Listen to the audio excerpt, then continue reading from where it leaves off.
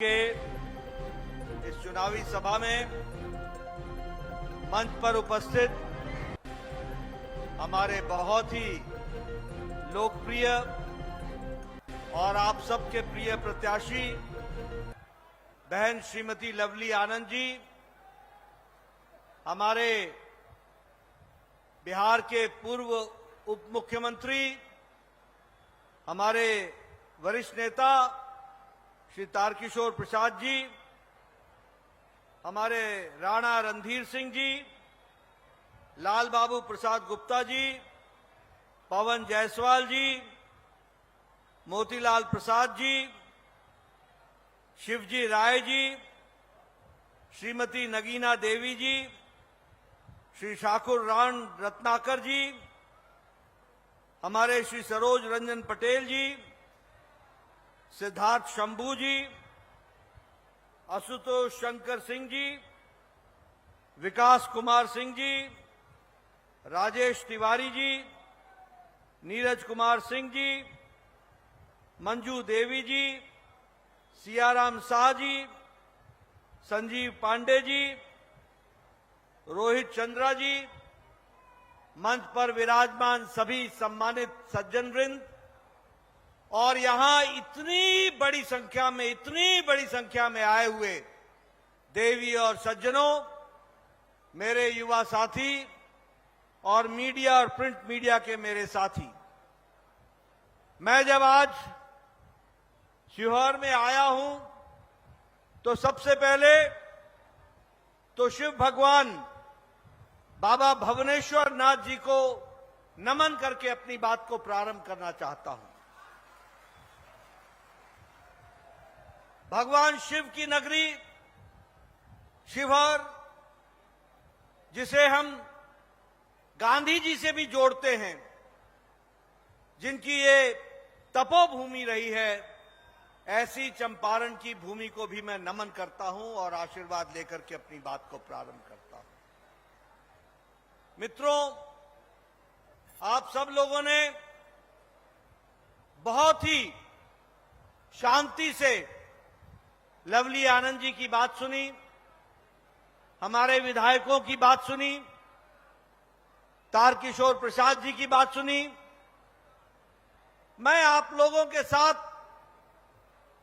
सिर्फ कुछ मूल बातों को रखना चाहता हूं। यह चुनाव देश का चुनाव है। यह चुनाव देश के सबसे बड़े पंचायत का चुनाव है। यह चुनाव देश को नई दिशा देने वाला चुनाव है। और मैं यहां यह भी कहना चाहता हूं कि भारत ने पिछले 10 साल में 2 महत्वपूर्ण घटनाएं देखी हैं। 2 महत्वपूर्ण घटनाएं। एक घटना जो 10 साल पहले हमारा साधारण व्यक्ति, हमारा साधारण मानवी, हमारे देश का साधारण मनुष्य, हमारे देश का साधारण नागरिक ये मान बैठा था कि इस देश में कुछ बदलने वाला नहीं है, सब ऐसे ही चलेगा, सब राजनेता बेईमान हैं, कुछ बदलेगा नहीं, राजनीति परिवर्तन का माध्यम नहीं होगी। लोगों को सत्ता और राजनीति पर अविश्वास हो गया था, विश्वास टूट गया था और भारत देश की छवि एक पिछलग्गू देश की, एक भ्रष्टाचारी देश की, एक अविकसित देश की, एक लोगों के साथ एक साधारण तरीके से भारत के मानवीय के मन में बैठ चुका था कि भारत आगे नहीं बढ़ सकता है। लेकिन 10 साल के अंदर मोदी जी के नेतृत्व ने देश में यह भरोसा दिलाया, देश में यह विश्वास पैदा किया, देश को आत्मविश्वास से जागृत किया कि आज यह चुनाव सिर्फ लवली आनंद का चुनाव नहीं रह गया, यह चुनाव मोदी जी के नेतृत्व में विकसित भारत के संकल्प को पूरा करने का चुनाव हो गया है।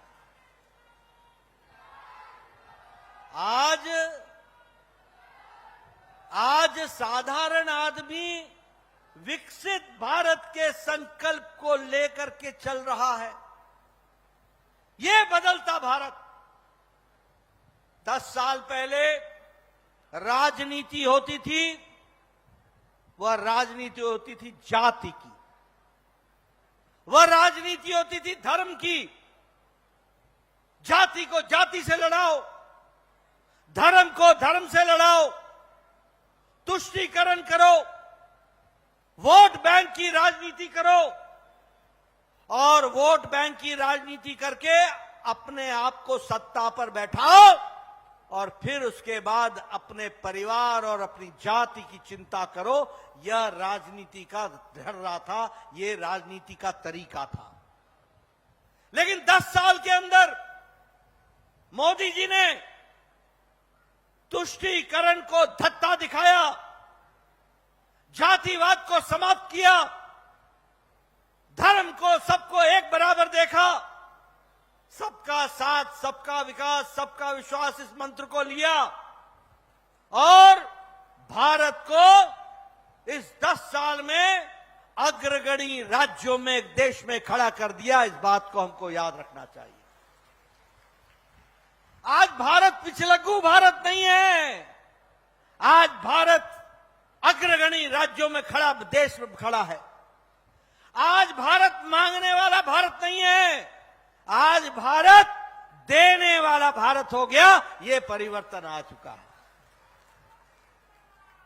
ये 2 घटनाओं ने इस बात को साबित कर दिया है कि भारत की जनता ने, बिहार की जनता ने और सीहोर की जनता ने यह तय कर दिया है कि एक बार फिर और अब की बार मित्रों, मैं एक बात और आपको बताना चाहता हूं। आज कोरोना की मार के बाद और यूक्रेन युद्ध के बाद अमेरिका की अर्थव्यवस्था लड़खड़ा गई है, यूरोप की अर्थव्यवस्था लड़खड़ा गई है, जापान चिंतित है। रशिया यूक्रेन वॉर के बाद उसकी अर्थव्यवस्था में तकलीफ है। जापान, ऑस्ट्रेलिया, सबकी अर्थव्यवस्थाएं लड़खड़ाई हुई हैं। लेकिन मोदी जी के नेतृत्व में आज दुनिया कहता है कि अगर कोई ब्राइट स्पॉट है, अगर कोई आशा की जगह, किरण है, चमकता सितारा है, तो वो भारत है, भारत है, भारत है।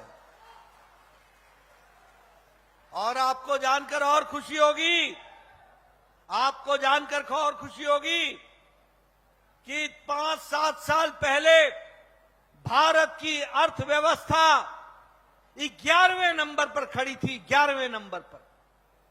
आज मोदी जी के नेतृत्व में भारत की अर्थव्यवस्था ब्रिटेन, ग्रेट ब्रिटेन, ब्रिटानिया, जिसने हमको 200 साल राज किया, उसको पछाड़कर भारत आज 5वें नंबर की अर्थव्यवस्था बन गई, 5वें नंबर की। और याद रखना मित्रों, तीसरी बार मोदी जी को प्रधानमंत्री बनाना, भारत 3रे नंबर की अर्थव्यवस्था बन जाएगा, 3रे नंबर की अर्थव्यवस्था बन जाएगा। मित्रों, ये सेवा, सुशासन, गरीब कल्याण, इस मंत्र को लेकर के मोदी जी चले हैं। आपको जानकर खुशी होगी, आप सब लोग बचपन में सुनते होंगे जापानी गाड़ियां, डैटसन टोयोटा। मैं आपको खुशखबरी बताना चाहता हूं कि भारत ने मोदी जी के नेतृत्व में जापान को पछाड़कर आज भारत ऑटोमोबाइल में 3रे नंबर की अर्थव्यवस्था बन गई, 3रे नंबर। मुझे प्रदेश का भी और देश का भी स्वास्थ्य मंत्री रहने का मौका मिला है। मैं स्वास्थ्य मंत्री रहा हूं। इस देश में ट्यूबरक्लोसिस की दवा, टीबी की दवा को आने में 28 साल लग गए। इस देश में टेटनस की दवाई को आने में 30 साल लग गए। इस देश में डिप्थेरिया की दवाई को आने में 25 से 30 साल लग गए। इस देश में जापानी बुखार, जापानीज इंसेफ्लाइटिस, जिससे हमारे बच्चे मुजफ्फरपुर में त्रस्त होते थे, उसकी दवा को आने में 100 साल लग गए। 100 साल। 1906 में दवा बनी थी जापान में, 2006 में भारत में आई। लेकिन आपको जानकर के खुशी होगी कि मोदी जी के नेतृत्व में आज भारत दवाई बनाने में दुनिया में दूसरे नंबर का देश हो गया। दूसरे नंबर का देश। आज सबसे सस्ती और असरदार दवा आज भारत बना रहा है। और आपको जानकर खुशी होगी कि कोरोना में मोदी जी ने पहला 27 जनवरी को कोरोना 2020 में केस डिटेक्ट हुआ था। अप्रैल महीने में मोदी जी ने 20 अप्रैल को टास्क फोर्स बैठाया और 9 महीने के अंदर भारत ने एक नहीं 2-2 वैक्सीन बना करके दी। 2-2 वैक्सीन।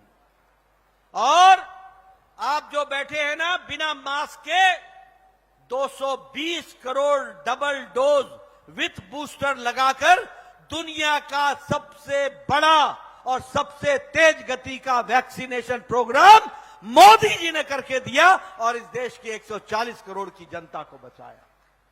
मित्रों, यह है हमारी कहानी। हम स्टील में, इस्पात बनाने में दूसरे नंबर के हो गए। नहीं तो स्टील का रॉ मटेरियल चाइना से आता था।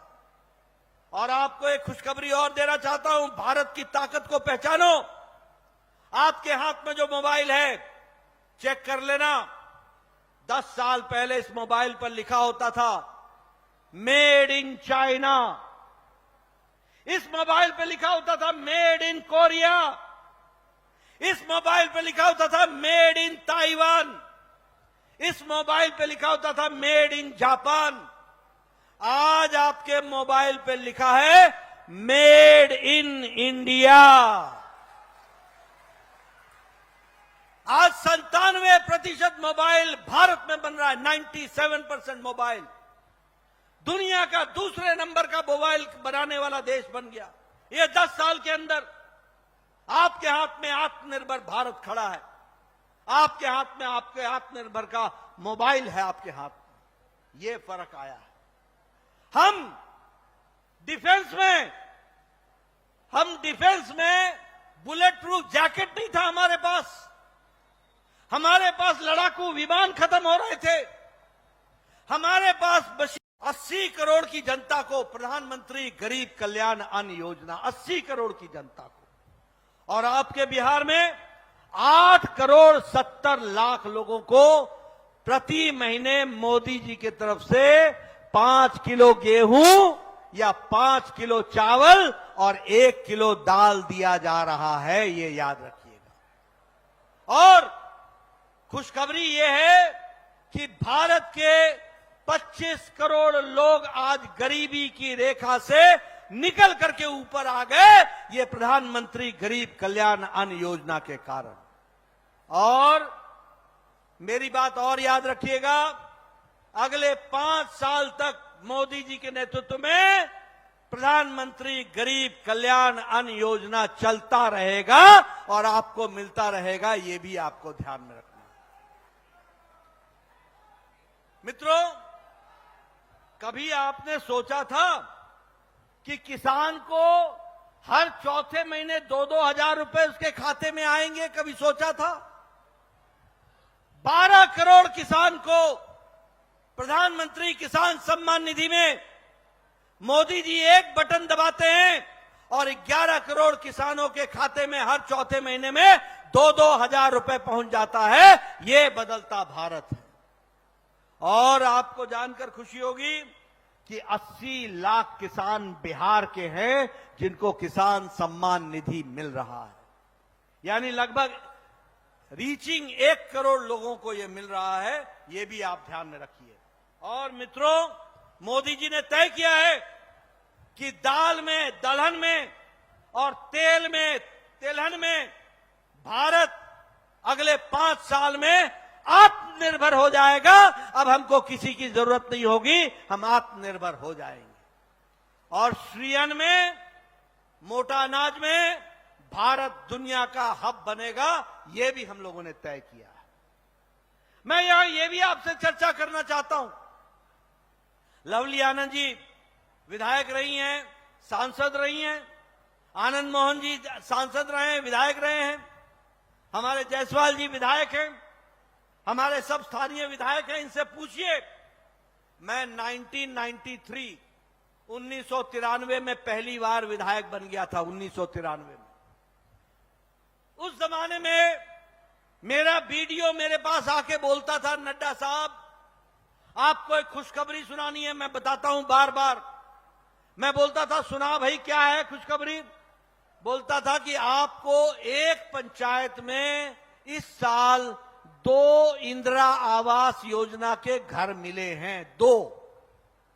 मैं पूछता था, इसका खुशखबरी देना चाहता हूं। लवली आनंद जी को चुनाव जिताइए, सिहोवर को विकास में जोड़िए। मोदी जी का संकल्प है, और मोदी जी का संकल्प है कि आपका बिजली का बिल अगले 5 साल में 0 हो जाएगा, 0 हो जाएगा, 0।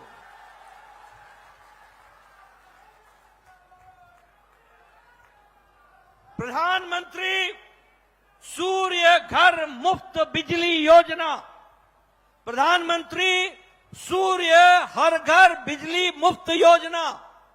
हर घर पर सौर ऊर्जा लगेगी, हर घर पर। उस सौर ऊर्जा से बिजली पैदा होगी, आपके घर को बिजली उसी से निकलेगी, और जो आपसे खपत नहीं होगा वह बिजली सरकार खरीद लेगी और आपको आमदनी का जरिया हो जाएगा। ये प्रधानमंत्री सूर्य घर योजना चल रही है, ये विकास की योजना है। मैं यहां ये भी बोलना चाहता हूं मित्रों, मैं सीहोर में आया हूं तो बड़े फक्र से बोलना चाहता हूं, ये आयुष्मान भारत, यहां जितने विधायक बैठे हैं इनसे पूछना, लवली जी से भी पूछिएगा।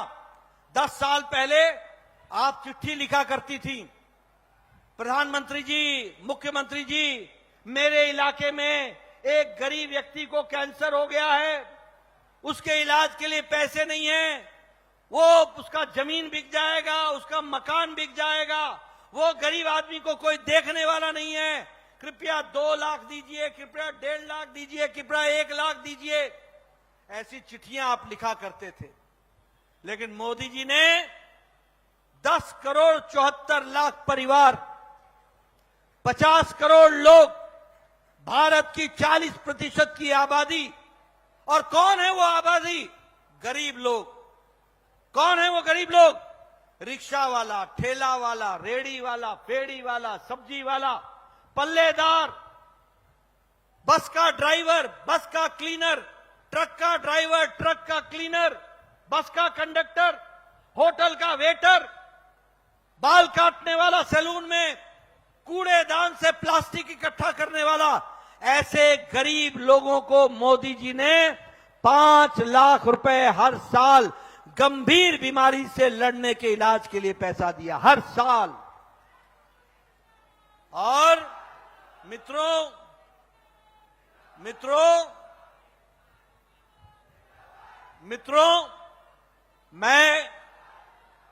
मैं आपको बताना चाहता हूं, आप डंके की चोट पर दुनिया को बता सकते हो कि दुनिया का सबसे बड़ा हेल्थ कवरेज प्रोग्राम है तो वो आयुष्मान भारत है, मोदी जी के नेतृत्व में चलने वाला स्कीम है।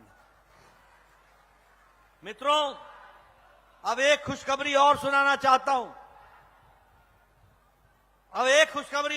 चाहता हूं, लवली आनंद जी को चुनाव जिता देना।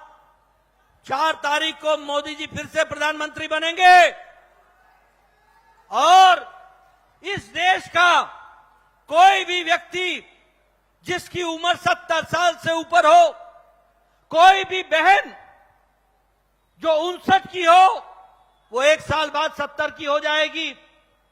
जो भी 70 साल से ऊपर का बहन होगी, माता होगी, बुजुर्ग होगा, उसको मोदी जी के तरफ से 5 लाख रुपए का सालाना आयुष्मान भारत में कवर किया जाएगा। कोई भी महिला, कोई भी बुजुर्ग, किसी भी जाति का, किसी भी धर्म का, किसी भी इलाके का, और सबसे बड़ी बात है कि किसी भी आमदनी का, अमीर हो या गरीब, 5 लाख रुपए का उसको हेल्थ कवर मिलेगा। ये आप ध्यान में रखिए। यहां 70 साल के बाद तो इंश्योरेंस कंपनी भी किसी को हेल्थ का कवर नहीं देती, और मोदी जी 70 साल के बाद के लोगों को 5 लाख रुपए का सरकार की तरफ से विकास के, उनके हेल्थ के लिए दे रहे हैं।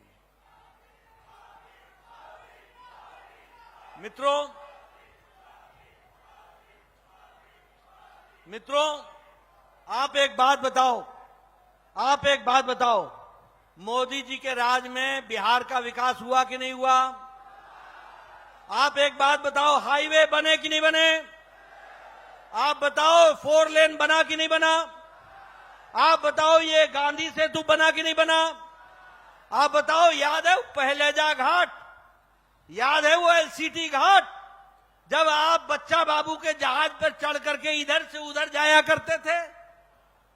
आज पटना के इस तरफ भी सेतु, उस तरफ भी सेतु, विकास ही विकास। बोलो, हर पुल पर, हर नदी के ऊपर पुल बन रहा है कि नहीं बन रहा है? ब्रिज बन रहा है कि नहीं बन रहा है? मोदी जी ने तय किया है कि हम इंफ्रास्ट्रक्चर पर, हम मौलिक विकास पर 1 साल के अंदर 10 लाख करोड़ रुपए लगा करके विकास को आगे बढ़ा देंगे। इस तरीके का विकास किया। और आपको खुशी होगी कि ग्रांट इन एड में बिहार को 3 लाख करोड़ रुपए देने का तय हुआ है। 3 लाख करोड़। आप बताइए, अब सीहोर में ट्रेन पहुंचने का इंतजाम हो रहा है कि नहीं हो रहा है? हो रहा है कि नहीं? लाइन बिछ रही है कि नहीं बिछ रही है?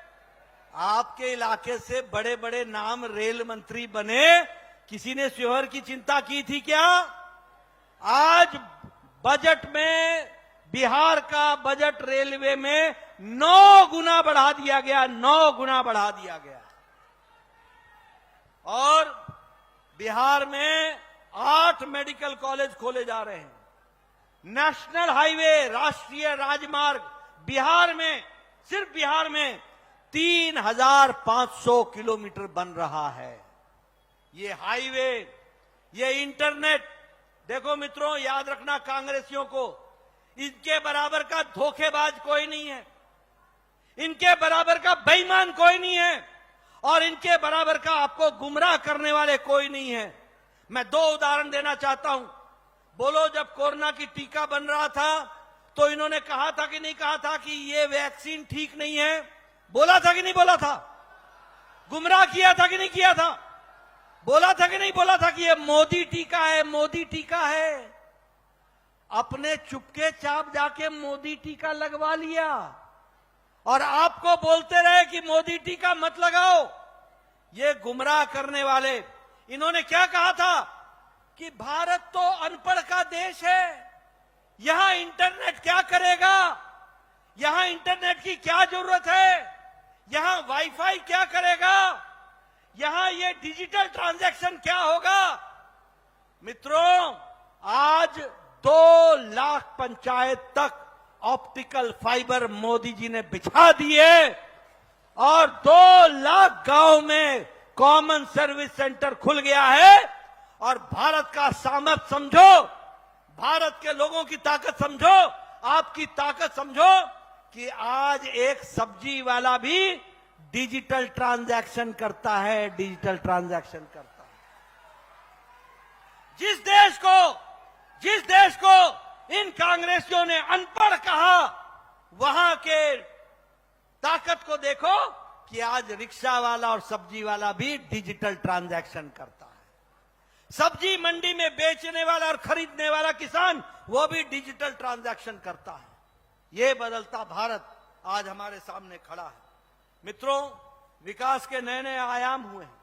कभी सोचा था यहां चलती थी ट्रेन जयंती जनता एक्सप्रेस, यहां चलती थी सोनभद्र एक्सप्रेस, आजकल चलती है वंदे भारत। कहीं से निकलो कहीं पहुंच जाओ, सेमी फास्ट ट्रेन। ये बदलता भारत खड़ा है। बोलिए, इसको भारत को आगे बढ़ाना है कि नहीं बढ़ाना है? बिहार को आगे ले जाना है कि नहीं ले जाना है? अगर बिहार को आगे ले जाना है तो लवली आनंद जी को तीर के निशान पर बटन दबाना है, उसकी तैयारी करनी है।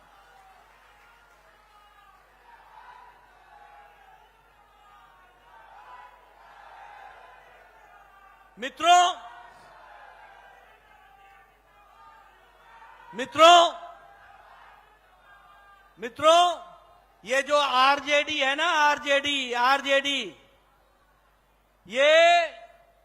ये मालूम है इसका नाम क्या है? आरजेडी का नाम है रिश्वतखोरी जंगल राज दलदल।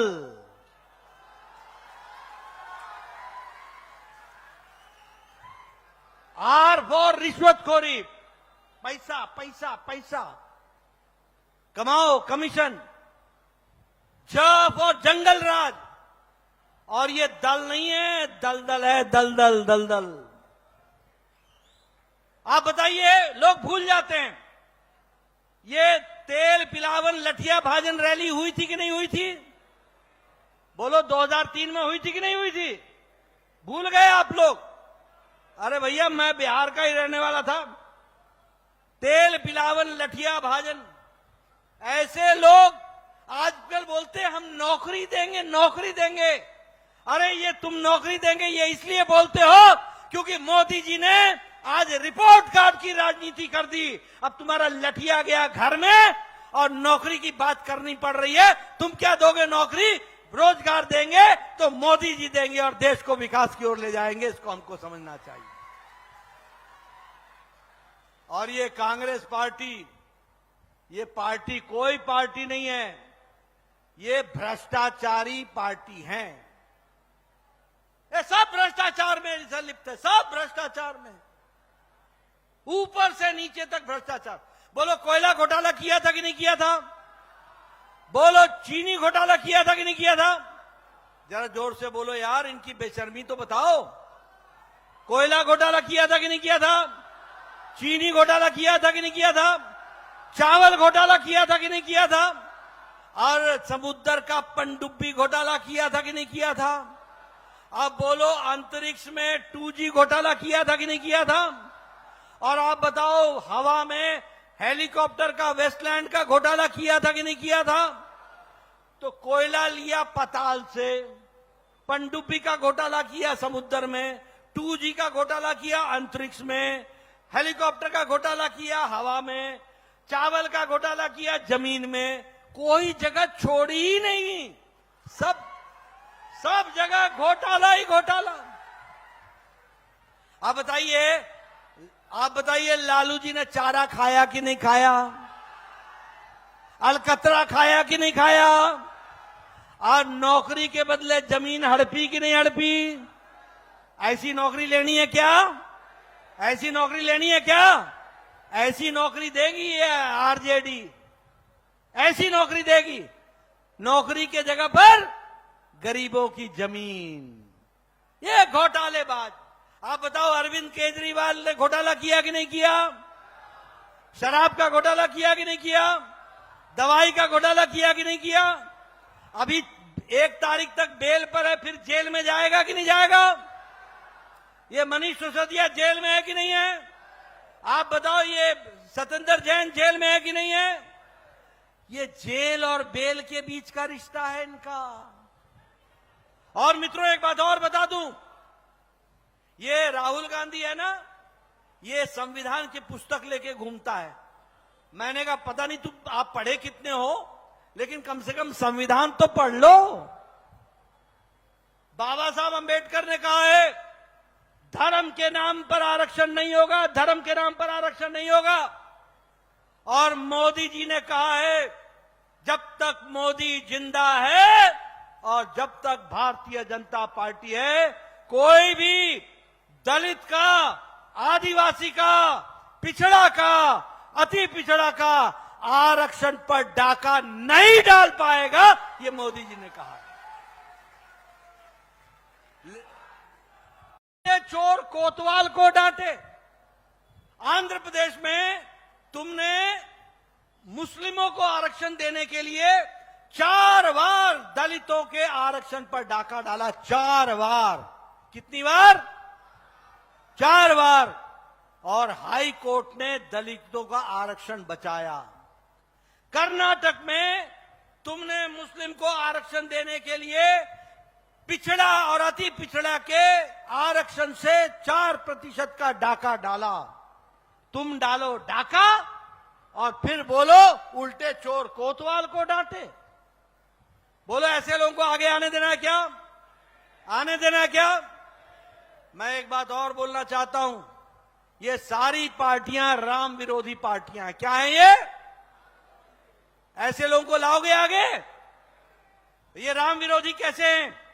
सोनिया गांधी की सरकार ने यूपीए के टाइम में सुप्रीम कोर्ट में एफिडेविट डाला और कहा कि राम काल्पनिक हैं, राम का कोई ऐतिहासिक तथ्य नहीं है, राम का कोई वैज्ञानिक तथ्य नहीं है, इसलिए राम काल्पनिक हैं। और कपिल सिब्बल ने कहा कि राम जन्मभूमि के केस को जरा टालो, जरा लटकाओ, जरा भटकाओ।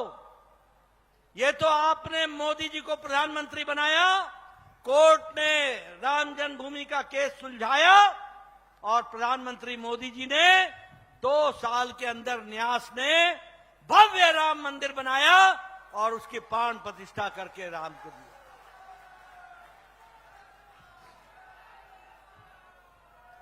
ये सनातन विरोधी भी हैं, ये सनातन विरोधी भी हैं। इनका पार्टनर उदयनिधि स्टालिन मद्रास में बोलता है, तमिलनाडु में बोलता है, चेन्नई में बोलता है सनातन डेंगू है, सनातन मलेरिया है। ए राजा बोलता है सनातन HIV है। ये क्या जाने सनातन क्या है, इनको क्या मालूम सनातन क्या है। लेकिन जब ये बोलते हैं तो राहुल गांधी चुप रहते हैं, सोनिया गांधी आंखें बंद कर लेती हैं, प्रियंका गांधी कान में रुई डाल लेती हैं। इनको दिखता नहीं है, इनको सुनता नहीं है, इनको बोला नहीं जाता। बोलो ऐसे सनातन विरोधियों को आगे आने दोगे क्या? आने दोगे क्या? ये राष्ट्र विरोधी भी हैं। मैं जिम्मेवारी से बोल रहा हूं। आप बताओ, जवाहरलाल नेहरू विश्वविद्यालय में नारे लगते हैं, भारत होंगे तेरे टुकड़े टुकड़े इंशाअल्लाह इंशाअल्लाह। नारे लगाते हैं लोग, वहां नारे लगते हैं, अफजल हम शर्मिंदा हैं तेरे कातिल जिंदा हैं। अफजल कौन है? अफजल वो है जो पार्लियामेंट में अटैक का मास्टरमाइंड था। फांसी किसने दी? सुप्रीम कोर्ट के जज ने। माफी किसने नहीं दी? उस समय के राष्ट्रपति प्रणब मुखर्जी जी ने। यानी प्रणब मुखर्जी कातिल हो गया, सुप्रीम कोर्ट का जज कातिल हो गया और ये शर्मिंदा हो गए कि अफजल हम शर्मिंदा हैं कि तेरे कातिल जिंदा है। मित्रों, ऐसे लोगों के साथ दूसरे दिन राहुल गांधी जेएनयू में जाकर हाथ से हाथ पकड़ करके खड़ा होता है। बोलो ये राष्ट्र विरोधी है कि नहीं है? है कि नहीं है? इनको जवाब दोगे कि नहीं दोगे? और ये आजकल MP का कैंडिडेट बनाते हैं। जो लोग पार्लियामेंट में अटैक करने वालों को समर्थन दे, उनको ये पार्लियामेंट का कैंडिडेट बनाए। ऐसे लोगों को पहुंचने दोगे क्या? पहुंचने दोगे क्या? मित्रों, इसलिए मैं आपको बोलने आया हूं कि ये एक तरफ भ्रष्टाचारी, एक तरफ जंगल राज वाले, एक तरफ आरक्षण के विरोधी, एक तरफ मुस्लिम तुष्टीकरण करने वाले लोग, एक तरफ राम विरोधी, एक तरफ सनातन विरोधी, एक तरफ राष्ट्र विरोधी ताकतें खड़ी हैं, तो वहीं मोदी जी के नेतृत्व में प्रखर राष्ट्रवाद से देश के हर कण के लिए समर्पित प्रधानमंत्री मोदी के नेतृत्व में भारतीय जनता पार्टी और एनडीए खड़ी है। और इसीलिए आपसे मैं गुजारिश करने आया हूं, निवेदन करने आया हूं कि आप सब लोग पूरी ताकत के साथ लवली आनंद जी को पार्लियामेंट में भेजिए और 5 साल देश के विकास और विकसित भारत में अपना योगदान कीजिए। इन्हीं शब्दों के साथ बहुत बहुत धन्यवाद। जय भारत, जय बिहार। बहुत बहुत धन्यवाद।